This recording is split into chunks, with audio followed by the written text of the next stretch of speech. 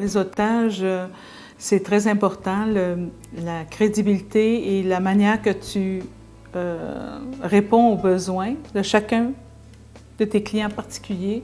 Je pense que c'est la clé du succès. C'est avantageux parce qu'on a une indépendance finalement par rapport à toutes les pressions qu'on peut avoir lorsqu'on est un employé. Donc on peut contrôler vraiment sa carrière, décider vraiment dans quoi qu'on va travailler. Un des gros conseils, c'est de se préparer d'avance. C'est peut-être pas de se lancer sur un coup de tête et de prendre des risques incroyables. On dit que les entrepreneurs prennent des risques, mais qu'est-ce qu'il faut comprendre, je crois, c'est que les entrepreneurs vont prendre des risques qui sont calculés.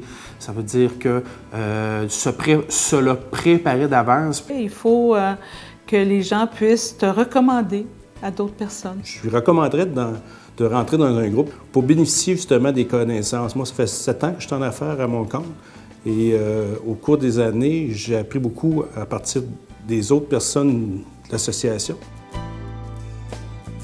Pour quelqu'un qui voudrait se partir en affaires, je pense qu'il faut avoir accumulé quand même pas mal d'expérience.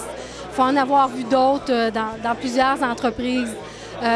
Donc, moi, ce serait le conseil principal que je donnerais, là, de prendre une certaine expérience là, avant de pouvoir décoller.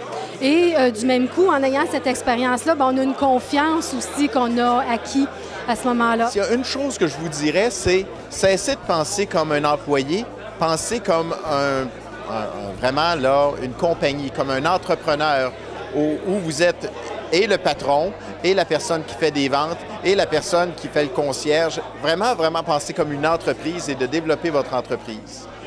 C'est d'être à l'écoute de ses clients. C'est très, très important. Puis de ne pas avoir peur de faire des recommandations. Dans le fond, les clients nous payent pour faire des recommandations, mais a priori, il faut vraiment être à l'écoute des clients. Ça, c'est vraiment là, la base. La chose la plus importante, c'est d'apprendre à se connaître soi-même. Qu'est-ce qu'on a comme valeur, qu'est-ce qu'on a comme limite aussi. Moi, je conseillerais justement de suffisamment se connaître pour ne pas prendre des mandats qui sont hors de nos limites. Quand on part à son compte, il faut se poser une première question, c'est pourquoi je le fais? Et non simplement pourquoi en termes professionnels, mais surtout en termes personnels. C'est un accomplissement de soi. Donc, c'est la première question. Deuxièmement, se demander maintenant, qu'est-ce que je vais offrir avec ce que j'ai?